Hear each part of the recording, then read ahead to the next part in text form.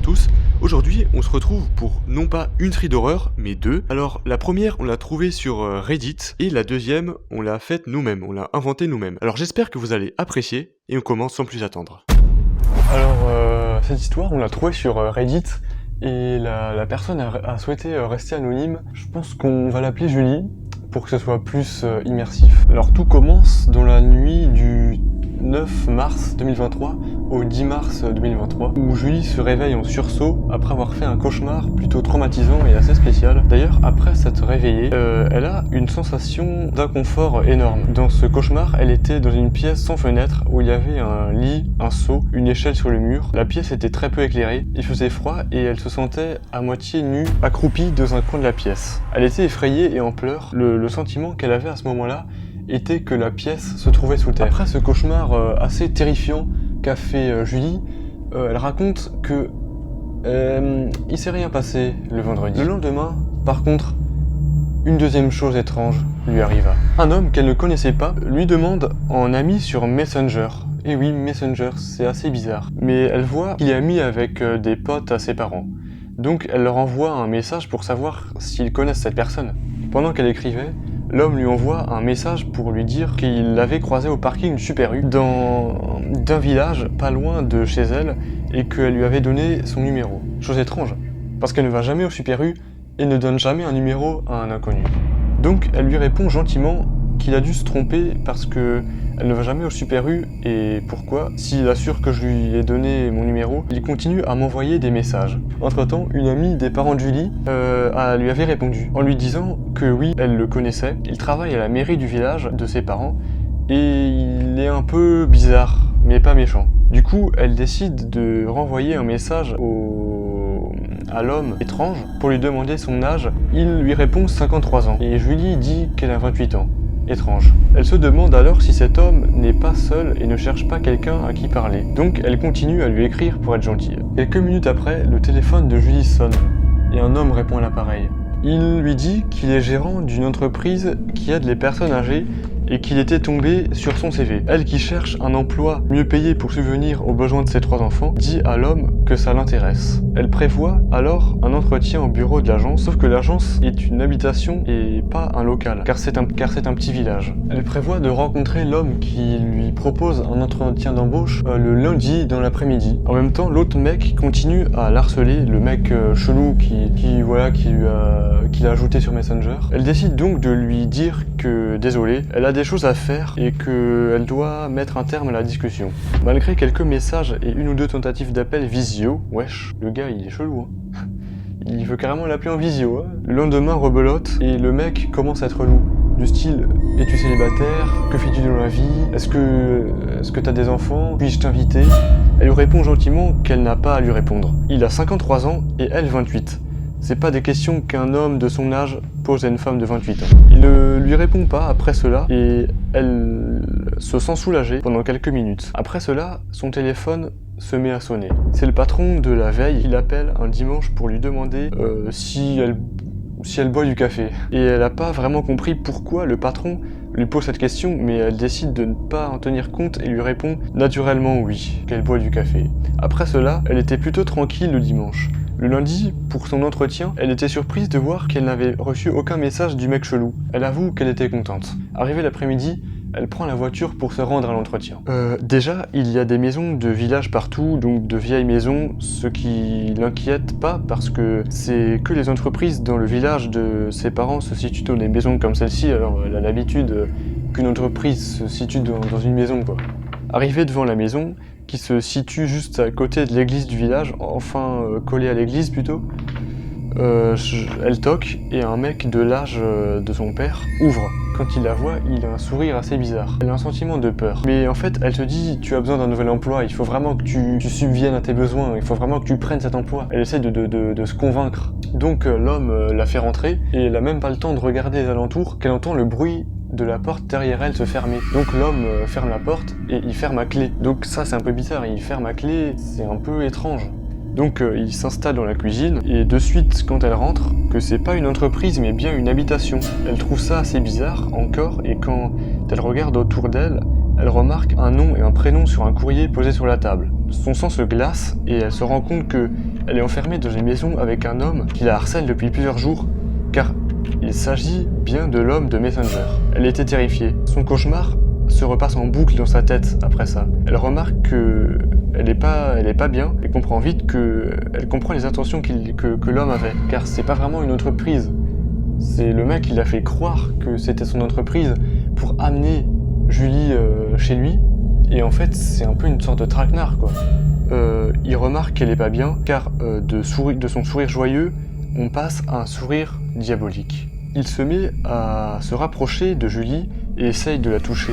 Elle avait tellement peur qu'elle se débattait, mais elle n'arrivait pas à crier, elle avait peur, elle voulait juste sortir de là. Après avoir essayé de caresser ses épaules, le dos, les cheveux, elle entend que quelqu'un toque à la porte. Dans son regard, elle ressent un dégoût suivi d'une colère monstrueuse. Elle décide de se rendre à la porte d'entrée. Pendant ce temps, elle enfile son sac à main, elle prend son portable et ses clés pour se situer dans un angle où quand l'homme ouvrira sa porte, la personne située derrière pourra la voir. Dès que la personne l'a vue, elle se dirige vers la porte d'entrée en lui indiquant qu'elle devait partir, et parce que son mari l'attendait. Et en fait, c'était pas vrai. Elle sort, et de là, l'homme étrange arrête pour lui dire qu'il espérait la revoir bientôt pour un café chez lui ou même un restaurant, et essaye de l'embrasser. Elle le repousse en lui disant qu'elle a quelqu'un, et là, il se met à rire et lui dit « Et alors ?» De là, elle est partie, elle s'est réfugiée dans sa voiture en pleurs. Et beaucoup de choses se sont mises dans la tête de Julie. Une fois ses esprits retrouvés, elle se souvient que sur la table de l'homme, il avait son téléphone allumé sur la page Facebook de Julie. Du coup, c'est un peu aussi pour ça qu'elle a remarqué que c'était pas vraiment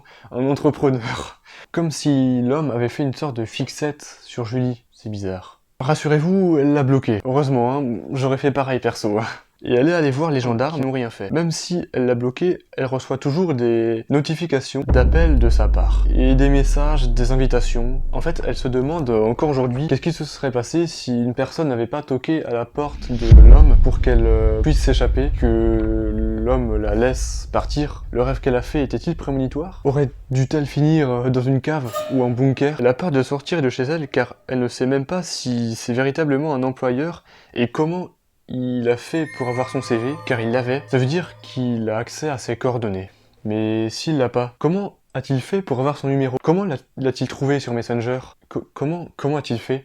Va-t-il les retrouver? Et ça, en fait, si vous avez des théories dans les commentaires, n'hésitez pas. Par exemple, s'il y a un lien, est-ce que c'est vraiment un rêve prémonitoire? S'il y a un lien entre le rêve et ce qui s'est passé, comment le mec étrange a fait pour trouver le Messenger de Julie, qu'il a cherché par hasard, ou est-ce qu'il la connaissait? Il l'avait observé dans la rue, voilà. Vous pouvez nous dire ça dans les commentaires. Les théories, voilà, ça fait plaisir.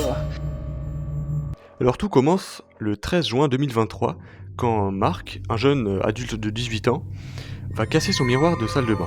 Il va donc demander à sa grand-mère, qui est une collectionneuse d'objets antiques, si elle n'a pas un miroir en stock pour lui. Elle répond donc que oui, elle a un seul miroir en stock à lui fournir. Et donc, elle va l'aider à installer le miroir, à payer les personnes qui vont s'occuper d'accrocher le miroir au mur de la salle de bain. Mais les choses vont vraiment commencer à mal tourner quand la grand-mère glisse quelques mots à l'oreille de Marc. En effet, elle lui dit que ce miroir ne lui inspire pas confiance, que vraiment, quand elle est en sa présence, elle ressent des mauvaises ondes. C'est vraiment flippant. Mais vous allez voir, la suite n'est pas très réjouissante. Ensuite, Marc, qui est un petit peu pas très à l'aise à la venue de cette nouvelle assez glauque, demande à la grand-mère si elle n'a pas un autre miroir en stock à lui fournir. Mais elle répond que non. Elle, comme je l'ai dit avant, c'était son seul miroir. Elle n'avait que ce miroir à lui donner. Marc ne se sent pas très à l'aise non plus en sa présence. Donc, vu qu'il n'y a pas d'autre choix et qu'il veut pas payer un miroir quand même assez coûteux, ben il décide de rien faire et il laisse la grand-mère partir. Il lui dit merci, il la remercie de son aide, d'avoir tout payé, de s'être occupé de tout, et c'est là que les choses commencent un petit peu à se gâter. La nuit venue, il est vers 23h30, Marc entend des bruits bizarres provenant de sa salle de bain. Il se lève, il va voir, c'est comme des bruits de ricanement, comme si quelqu'un était entré par effraction dans la maison, dans l'appartement de Marc, et qu'il s'était introduit dans la salle de bain pour je ne sais quelle raison. Marc a très peur, il est très flippé à l'idée d'entrer dans la salle de bain et de rencontrer une personne, peut-être un cambrioleur, dans sa maison, dans son appartement plutôt, vu que t'es un étudiant. Et donc il entre, il voit personne. Vraiment, il y a personne.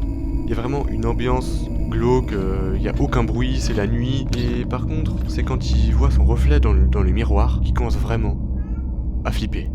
En effet, il voit son reflet en train de sourire, alors que ce dernier ne sourit pas. Son reflet arbore un sourire maléfique. Vraiment, c'est assez inquiétant. En fait, c'est comme un double maléfique de Mark dans le miroir en fait. Ce qu'il fait, c'est que Mark prend la fuite. Il retourne en hâte dans sa chambre et se cache sous sa couette. Vraiment, il trouve pas d'autre option en fait, le pauvre. Mettez-vous à sa place. Les bruits s'intensifient. Les rires se rapprochent. Il entend même des bruits de pas de plus en plus proches. L'homme semble, son double maléfique semble se rapprocher de sa chambre. Mark prend son courage de main et décide d'affronter l'homme en face à face. Mais quand il retourne dans la salle de bain, il ne voit personne ni même dans le couloir aux alentours de la salle de bain, et quand il entre dans la pièce, il voit personne. Et quand il revoit son reflet, tout est normal. Pas de double maléfique, pas de sourire sur son visage. Il essaye de faire des gestes un peu pour voir si son reflet suit ses mouvements, et tout colle, comme si rien s'était passé. Mark se dit que c'était sûrement un mauvais rêve, et il retourne se coucher. Mais ça va recommencer.